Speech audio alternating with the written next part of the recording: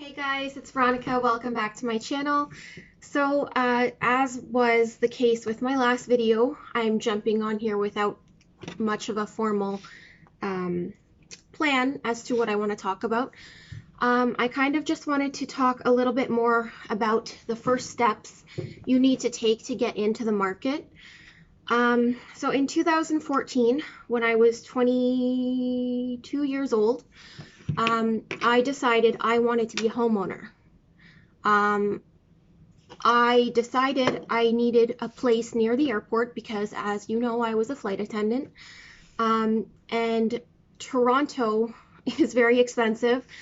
We ended up finding a place in Etobicoke, which was right at Kipling Station, and they actually have a direct line bus to the airport, so that actually ended up working perfect for me. We looked for many months. There were places within our budget back in 2014, but we did want to find a wedge deal. And just explain to you what a wedge deal is it's a property that has some minor cosmetic imperfections, meaning maybe the kitchen is dated, the bathroom is dated, the flooring needs to be replaced, it needs some paint, stuff like that. So we found a place at Kipling Station that was exactly that, a wedge deal. We always knew we wanted to put some work into the properties we took ownership of. So we bought that condo for just under $300,000 in 2014. We renovated the kitchen. I don't know if you guys are familiar with the IKEA kitchen program. It's really helpful. They have some software where you can jump on. You can upload the dimensions of your kitchen, and you can basically customize kitchen cabinetry to exactly what you need for your space. It's actually extremely affordable for what you get. You get to pick the cabinet finishes, you get to pick the drawer types, you get to pick literally everything. So that's what we did. We designed the kitchen, and you know me, Miss Frugal. We ended up opting not to have them assemble the cabinets and install them. We got all our boxes, we loaded them in the back of a pickup truck. I didn't even pay for delivery. We built all of our cabinets in our 1+ den condo. Once we had our den completely jam-packed full of built cabinets, we enlisted the help of my father-in-law, and he helped us basically hang the cabinets. I've never hung cabinets before, but again, anything like this, anything to do with renovations, you have the option to go on YouTube, to use the internet as your resource. I mean, you might find yourself getting into a real estate renovation deal where you think you're in and over your head. You're really not. You just need to do some research and figure out what you're doing. So anyways, my father-in-law helped us hang the cabinetry in our condo kitchen. We hired professionals to do the countertops. We purchased appliances in the as-is section of Sears, of IKEA, of Canadian Appliance Source. I never pay full price. I always buy the floor models. And we intended on living in this condo for quite some time. However, a few years after that, I ended up becoming pregnant with my first son. A 1+ den can work for a small family while the baby is sort of not, crawling all over the place. But as soon as your child starts to explore the floor, there was really only 700 square feet of space for him to take a look at. And to be honest, Etobicoke, I love Etobicoke, but there's really not much like park space. So we decided we needed something bigger. So what we did was we went on a house search in Etobicoke, Mississauga, Toronto, Oakville, and Brampton. And what we found was Etobicoke for a detached family home was just like way too expensive. Mississauga, similar case. Oakville was a little too far from the airport for my taste. It worked for my husband because he works in Mississauga, so it's not too far. But Oakville was too far for me. And we reluctantly ended up looking for a property in Brampton. I never thought that I would end up in Brampton. It's been a great place to live, but that aside, we bought a huge fixer-upper.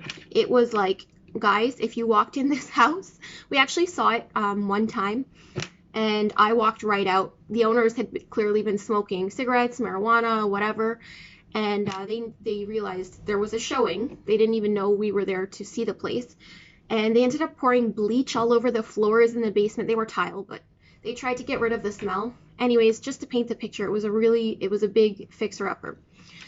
I walked right out. I said, absolutely not. We need to keep looking. Yes, this is within our budget, but you know what? Like, I can't live in a place like this. So we kept looking, kept looking, kept looking.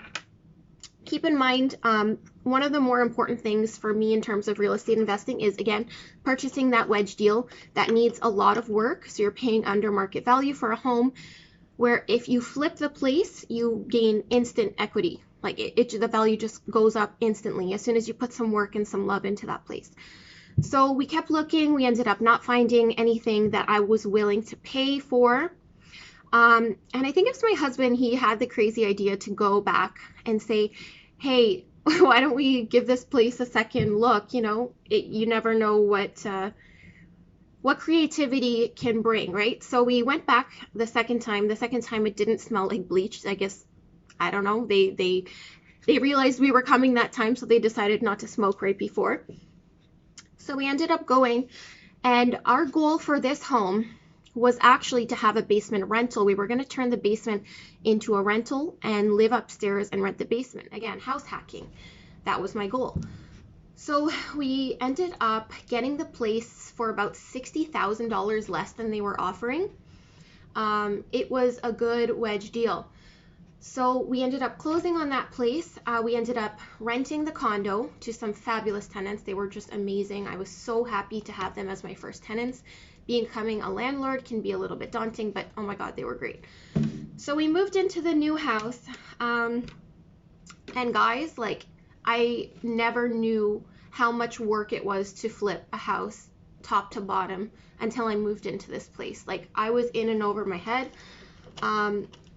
But anyways, so we started pretty much gutting the place to the point where one of our bathrooms had no working shower and no toilet for months.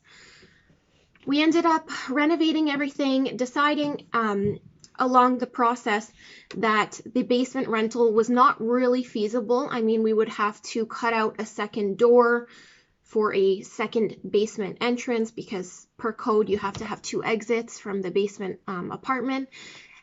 And anyways, I mean, I'm going to go more into detail for each property, but this is, again, just an introduction on how I got started investing. So we decided it would be too much work to turn the basement into a rental, along with I sort of decided that having a young child upstairs, my son, I wasn't really comfortable having like technically strangers living right below us, especially with cooking appliances and whatnot. So we decided to completely change our course of action after moving in. What we then decided to do was just flip the place. We just wanted to make it, you know, as cute as could be for while staying on a budget. And I really do feel like we accomplished that with that place. It ended up taking, again, a lot more work than we ever anticipated. We enlisted the help of my mother, Vince's parents, honestly, anybody who was willing to help us, you know, paint a room, whatever. We were accepting all forms of help. We neared the end of our renovation sort of deadline where we decided we wanted to start looking for another place to move into. And we still needed a ton of drywall work, a ton of electrical work, whatever. We started hiring. We always hired electric professionals because you don't deal with electricity yourself. But in terms of the drywall, we ended up hiring a professional to help us finish the basement because I was just done with this place. It was too much work. So a professional came in. He helped us finish the drywall in the basement. The place ended up looking absolutely beautiful. We listed it for sale. Now,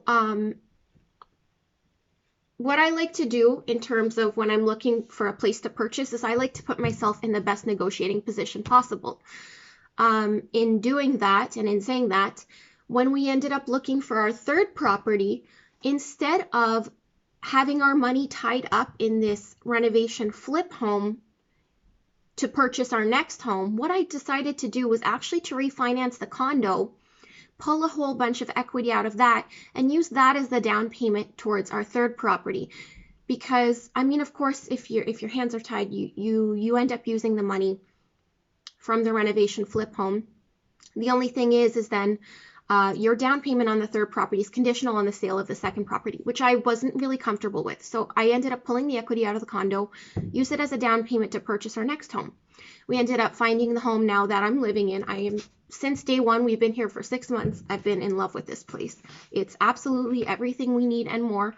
I'm so thankful that I was able to climb the ladder and end up living in a beautiful space like this. But anyway, so we bought this place, waived all conditions, used the down payment from the condo, refinance, and then listed our renovation flip property for sale. We had something like 35 viewings in like a week. We went under contract twice. The first one fell through. We had something like 6 or 7 offers on the place. It was doing really well in the market. We found a couple who really loved the place and gave us a price that we thought was fair. We closed on that property, and basically our third property was paid for by the condo. So when we sold property number 2, we ended up having a huge chunk of change, just kind of sitting in the bank, ready to purchase our next property. Of course, then I ended up being laid off. So it's harder to get mortgaged when you're not producing income, even though my husband has a good job. So what we're actually looking into doing now at this point with that chunk of money that we made from the purchase of our renovation flip property is actually getting into private lending. So instead of having our money sit in a checking and savings account at Scotiabank, earning 1% interest, we're actually going to look into privately lending our money out to investors. And of course, there's a lot to learn about this. I'm kind of sort of just dipping my toes in the water. But I do feel like I've found some good investors who have like-minded interests. They kind of look at real estate investing the same way that I do. And they're actually in a market that I wanted to personally get into investing, but it's a little far out of the way. It's actually in London, Ontario.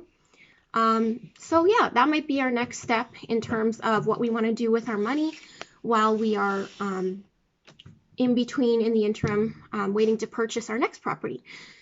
This sounds like a lot of information to take in, and again, I didn't really introduce the properties in a very laid out manner, but I'm going to elaborate on, this was kind of the scope of how things happen. I am going to elaborate on how exactly we even ended up with our down payment on the first property and what we did to sort of boost our savings along the way to pay for renovations. We never ended up taking out any credit for any of the renovations we did.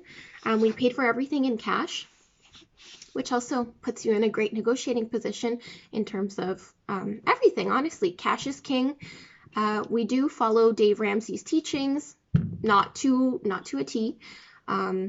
He doesn't necessarily believe in mortgage debt for rental properties, and obviously that's where our visions differ. But yeah, I do feel like there's a lot of things I have to say. There's a lot of things I want to talk about with you guys, and my mind's a little scattered. So here is part 2 of the introduction of Veronica in the real estate space. And I hope you guys are interested enough to keep watching and hear more about my story and what I have to say. So thanks again for watching, guys. Talk to you later.